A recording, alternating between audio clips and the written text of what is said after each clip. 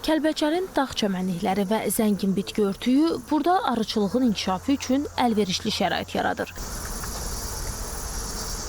Arıçılar deyirlər ki, bölgənin təbiəti balın keyfiyyətinə birbaşa təsir göstərir. Əslən Qılınclı kəndindən olan arıçı İsmət Quliyev 6 ildir təsərrüfatını doğma yurdunda qurub. Hazırda 100-dən çox arı ailəsinə qulluq edən təsərrüfat sahibi bu ildə məhsuldar mövsüm gözləyir.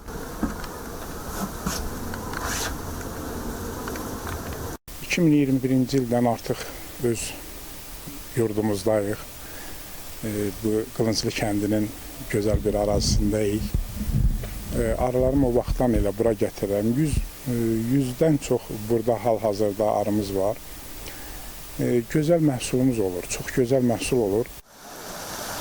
Kəlbəcərdə bal verən zəngin bitki örtüyü və təmiz dağ bulaqları yüksək keyfiyyətli balın əsas səbəblərindəndir. Arıçılar belə deyir. 6 ildir ki, öz arıçılıq təsərrüfatını Kəlbəcərə gətirən Nizami Cəlalovun hazırda 300 ailəsi Kəlbəcərin müxtəlif ərazilərində saxlanılmaqdadır və təsərrüfatçının sözlərinə görə Allah bərəkət versin. Hər arı ailəsindən təxminən bu ayın 15-dən sonra süzülən bal nəticəsində hər arı ailəsindən təxminən 15-20 kiloqram yüksək keyfiyyətli Kəlbəcər balının əldə olunması nəzərdə tutulur. Kəlbəcərdə bal mövsümü hələ davam edir. Arıçılar əsas süzümə avqustun ikinci yarısında başlayacaqlar.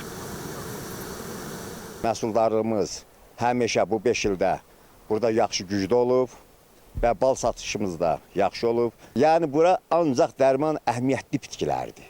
Ona görə Kəlbəcərin balı yüksəkdir. Bu yay mövsümündə də arıçılıq təsərrüfatları işğaldan azad olunmuş rayonların yaylaqlarına köçürülüb. Kəlbəcər isə həm əlverişli təbiəti, həm də zəngin florası ilə arıçılar üçün əsas ünvanlardan biri olaraq qalır.